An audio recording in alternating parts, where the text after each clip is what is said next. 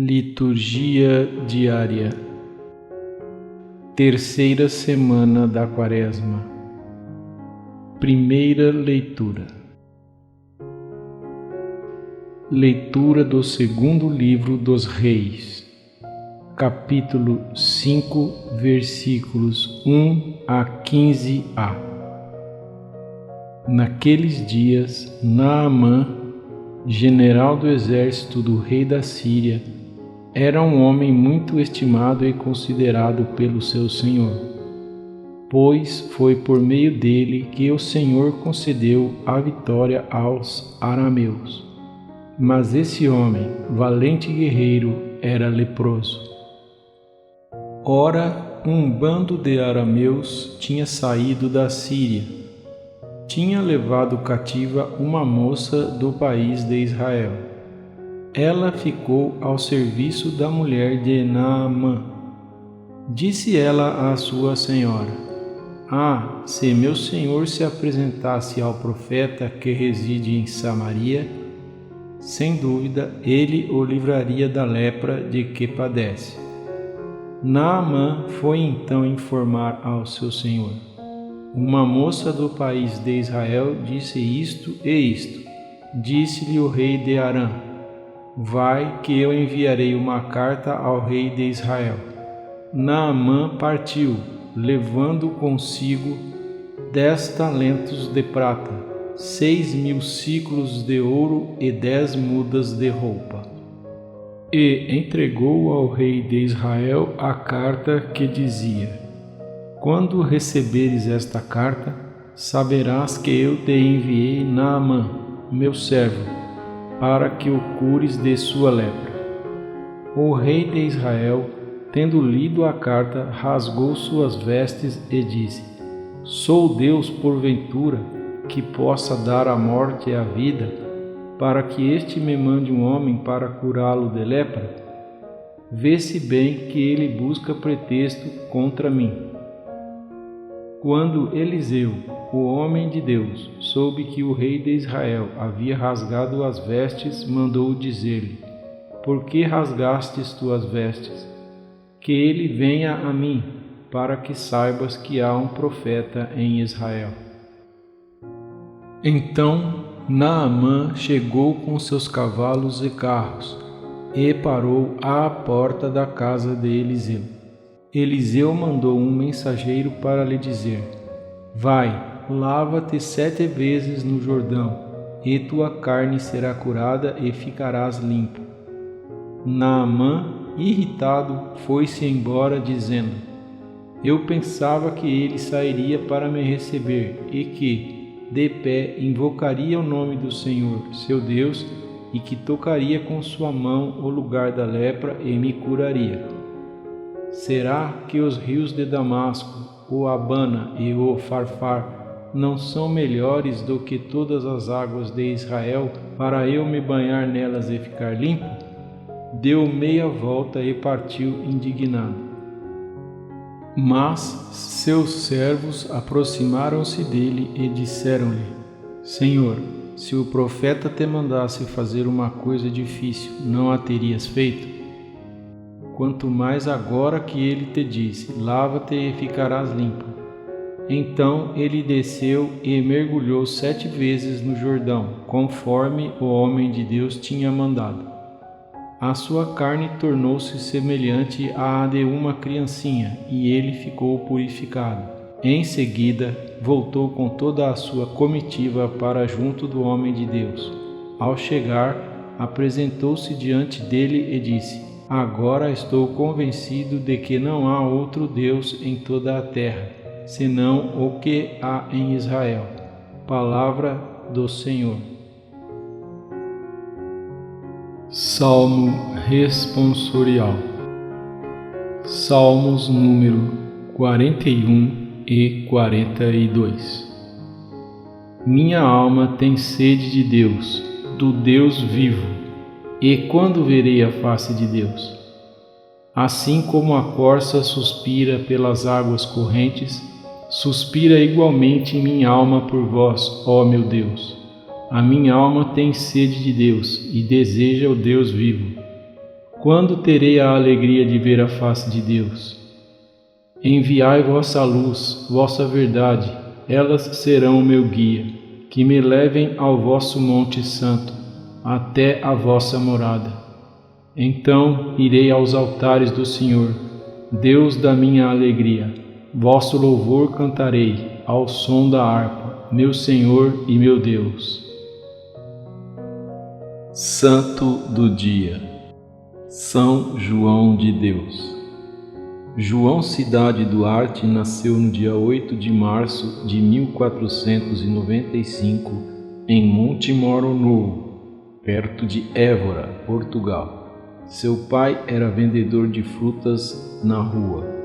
Da sua infância sabemos apenas que João, aos 8 anos, ou fugiu ou foi sequestrado por um viajante que se hospedou em sua casa. Depois de 20 dias, sua mãe não resistiu e morreu. O pai acabou seus dias no convento dos franciscanos que o acolheram.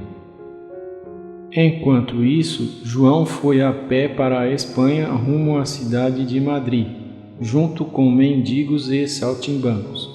Nos arredores de Toledo, o viajante o deixou aos cuidados de um bom homem, Francisco Majoral, administrador dos rebanhos do conde de Oropesa, conhecido por sua caridade. Foi nessa época que ganhou o apelido de João de Deus, porque ninguém sabia direito quem era ou de onde vinha. Por 6 anos, Francisco o educou como um filho, ao lado de sua pequenina filha. Dos 14 anos até os 28, João trabalhou e viveu como um pastor. E quando Francisco decidiu casá-lo com a sua filha, de novo ele fugiu, começando sua vida errante. Alistou-se como soldado de Carlos V e participou da Batalha de Paiva contra Francisco I. Vitorioso, abandonou os campos de batalha e ganhou o mundo. Viajou por toda a Europa, foi para a África, trabalhou como vendedor ambulante em Gibraltar.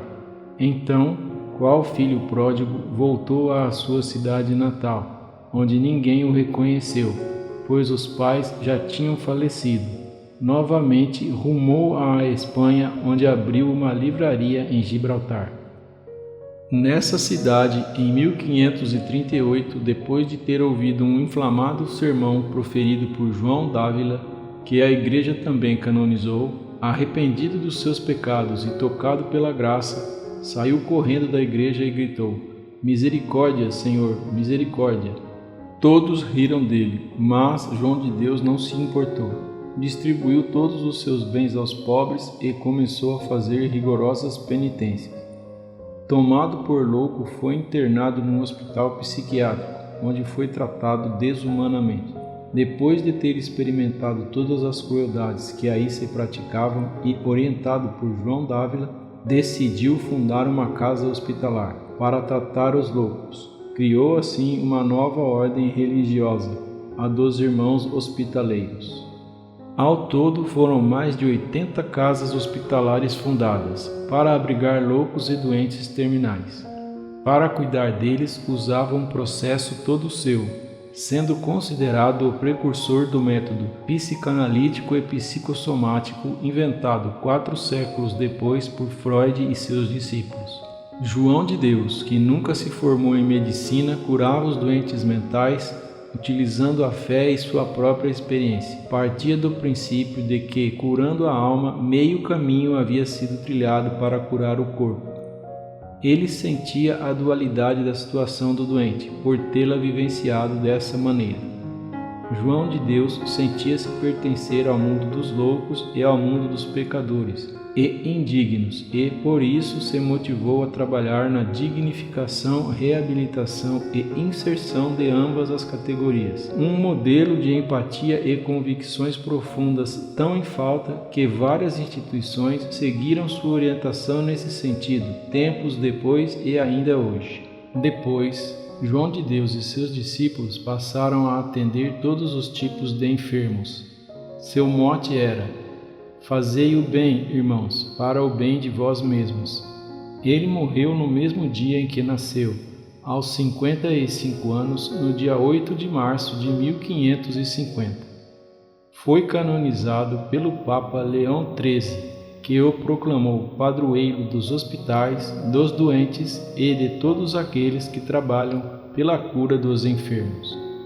Hoje, a Ordem Hospitaleira São João de Deus é um instituto religioso internacional, com sede em Roma, composto de homens que, por amor a Deus, se consagram à hospitalidade misericordiosa para com os doentes e necessitados em 45 países dos 5 continentes. São João de Deus, rogai por nós. Anúncio do Evangelho. Lucas, capítulo 4, versículos 24 a 30. O Senhor esteja convosco. Proclamação do Evangelho de Jesus Cristo segundo São Lucas. Jesus, vindo a Nazaré, disse ao povo na sinagoga: Em verdade eu vos digo que nenhum profeta é bem recebido em sua pátria. De fato, eu vos digo, no tempo do profeta Elias, quando não choveu durante 3 anos e 6 meses e houve grande fome em toda a região, havia muitas viúvas em Israel. No entanto, a nenhuma delas foi enviado Elias, senão a uma viúva que vivia em Sarepta, na Sidônia. E no tempo do profeta Eliseu havia muitos leprosos em Israel. Contudo, nenhum deles foi curado, mas sim Naamã, o sírio. Quando ouviram estas palavras de Jesus, todos na sinagoga ficaram furiosos. Levantaram-se e o expulsaram da cidade. Levaram-no até o alto do monte sobre o qual a cidade estava construída, com a intenção de lançá-lo no precipício. Jesus, porém, passando pelo meio deles, continuou o seu caminho. Palavra da salvação. Obrigado por assistir. Inscreva-se. Deus te abençoe. Amém.